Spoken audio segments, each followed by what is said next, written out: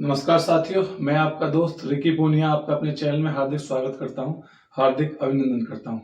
सभी को पहले तो बहुत बहुत शुभकामनाएं आप सभी के लिए, क्योंकि हम सभी अब ज्वाइनिंग लेटर सभी को मिलने वाले हैं। लास्ट 20 है, 17 से 20 में मिल जाएंगे। इसके ऊपर ज्वाइनिंग लेटर के ऊपर बहुत सारी बकवास कर ली। अब बात करेंगे इस जो आज का मेन टॉपिक है कि अब ज्वाइनिंग लेटर मिलने के बाद होगा क्या।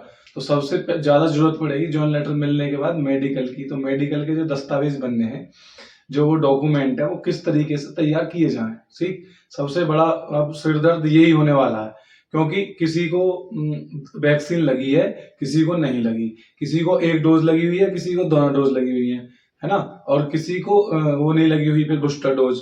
तो इसका संशोधन क्या है। और एक बात ये है कि जो मेडिकल है वो सीएससी में बनवाएं या फिर वहां बनवाएं जिला अस्पताल में, या फिर प्राइवेट में बनवाएं। ठीक है, इन तीनों ये तीनं चारों टॉपिक है, इन पर बात करते हैं और इस पर ही चर्चा होगी आज। तो पहले बात करेंगे कि मेडिकल कहाँ बनवाएं। दोस्तों देखो, मेडिकल बनवाओ मैं तो यही सलाह दूंगा, और प्राइवेट में बनवाओगे तो भी सरकारी में रिकमेंड है। तो पहले आपको रिकमेंडेशन वहां से कराना पड़ता है, प्राइवेट में बनवाने के बाद फिर भी आपको सीएमओ साहब से परमिशन उसकी करानी पड़ती है उसका। ठीक है, जबकि ये हाँ, वो भी एमबीबीएस है डॉक्टर साहब, ऐसी बात नहीं है। जो प्राइवेट वाले सरकारी वाले हैं वो भी। तो सबसे पहले बात करेंगे जड़ से।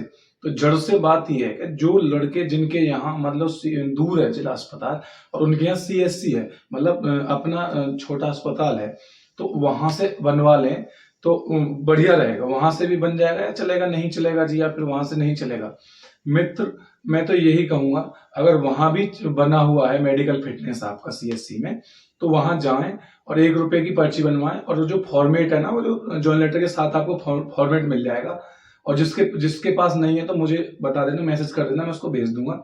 ये उस फॉर्मेट को ले लेना, उस फॉर्मेट को भर के ले जाना, और वहां से 1 रुपए की पर्ची कटवा करके वहां उन्हें जाके बताना ऐसे ऐसे मुझे इस भर्ती के लिए ऐसा ऐसा प्रचलन में है और मुझे अपना मेडिकल फिटनेस बनवाना है।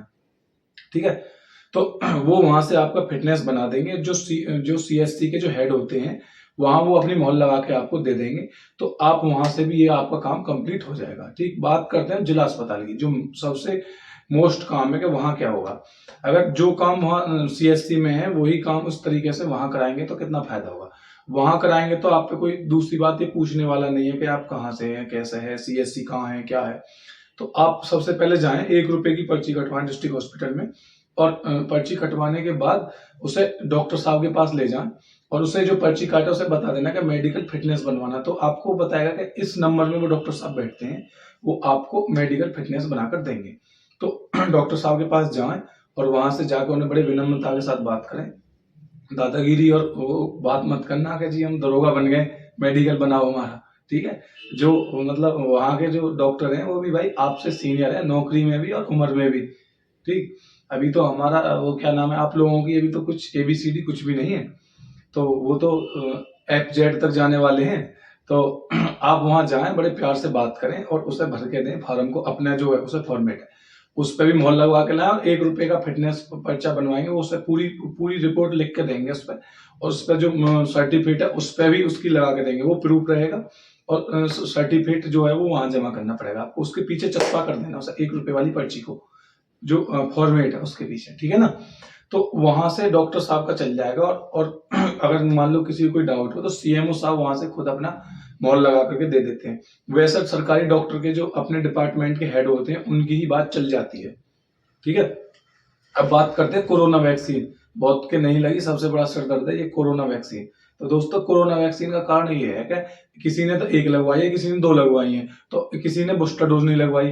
तो अगर किसी की बूस्टर डोज नहीं लगी या फिर कोरोना वैक्सीन लगी, क्या उसे ट्रेनिंग सेंटर से हटा दिया जाएगा? नहीं, उसको नहीं हटाया जाएगा। ठीक है, तो अब जो मतलब किसी का कोई डोज नहीं लगी तीनों प्रकार में से किसी की, तो अब जो नाक वाली डोज चल रही है ना, उसको लगवा लें आप, और उसका एक सर्टिफिकेट ले लें और अपना कोरोना का टेस्ट करा लें कि आप कोरोना पॉजिटिव है नेगेटिव है। ठीक है ना, तो उसमें वो बताएंगे, वो लिख के दे देंगे आपको कि आपका टेस्ट की रिपोर्ट ये है। तो उस टेस्ट की रिपोर्ट को लेके जाएं और उस वैक्सीन को लेके जाएं। वैक्सीन की भी रिपोर्ट मिल जाएगी, नाक वाली है जिसे निजल वैक्सीन बोला गया है। ठीक है ना, तो वो अभी लेटेस्ट हुई है एक पिछले महीने ही। तो वो आपको प्राइवेट में मिल जाएगी, सरकारी में मिल जाएगी। ठीक है, प्राइवेट में कम थोड़ा खर्चा ज्यादा है उसका, 500-700 रुपए फीस है, और सरकारी में वो 100, 200, 250 रुपए की है वो। ठीक है, तो उसे लगवा लें, उसकी रिपोर्ट ले लें और अपने कोरोना की रिपोर्ट ले लें, उसे लेके जाएं और फिटनेस, मेडिकल फिटनेस को लेकर फिर आपको कोई रोकने वाला है नहीं वहां, ठीक है। आमद में सिर्फ ये डॉक्टरी की बातें हैं और यही आपको वहां मिलेंगी, ठीक। यही दोनों प्रक्रियाओं में है। एफएसएसओ के लिए कोई मेडिकल अभी इशू नहीं है, केवल पीएसी वालों के लिए और सिविल वालों के लिए मेडिकल की बात है, ठीक। क्योंकि उनकी आमद होगी वहां अपने जिले में, उनका मैटर अभी अलग है, उनका मामला ठंडे बस्ते में। लेकिन ये जरूर है कि उनको ज्वाइंट लेटर भी आपके साथ ही मिलेंगे, ठीक। यदि अगर कोई मेडिकल से संबंधित कोई भी अगर डाउट किसी का रह गया हो तो मुझे वो कमेंट कर दे, मैं उसका डाउट क्लियर करूंगा, ठीक है। अगर समझ में नहीं आएगा तो मैं फोन नंबर दे दूंगा, मुझसे फोन पे बात कर ले, ठीक। तो अब मैं तो बार बार यही कहता हूँ यार, अच्छे रहें, स्वस्थ रहें और देखो भाई, लड़ाई झगड़ा ना करें। आप अब भगवान ने इतनी मेहनत करी, आपने मतलब मेहनत करी, भगवान ने आपको इतनी अच्छी नौकरी दी है, लक है यार। क्योंकि वर्दी बातों से नहीं मिलती, ये कर्मों के फल से मिलती है, ठीक है। लाखों की भीड़ थी पीछे और आप ही चुने गए उसमें, ठीक। तो ये भी कर्म से ही मिलती है दोस्त, कुछ अच्छा पुण्य किया है तो उसके अनुसार मिली है। तो इस पुण्य को व्यर्थ ना जाने दे, पता चले कि कोई अभी गांव में लड़ाई झगड़ा करने के दादा बन जा कि हम तो बहुत बड़े योद्धा हैं। और कानून सबके लिए सेम है, कोई योद्धा नहीं है। और कानून का पालन करें और अच्छे रहें, जब तक ट्रेनिंग हो किसी से कोई मतलब नहीं रखें, जा करके अपनी अच्छी छवि बनाए पुलिस विभाग में, ठीक है। उम्मीद करूंगा मेरी बात समझ में आ रही होगी और खुशी से रहें। जय हिंद, जय भारत।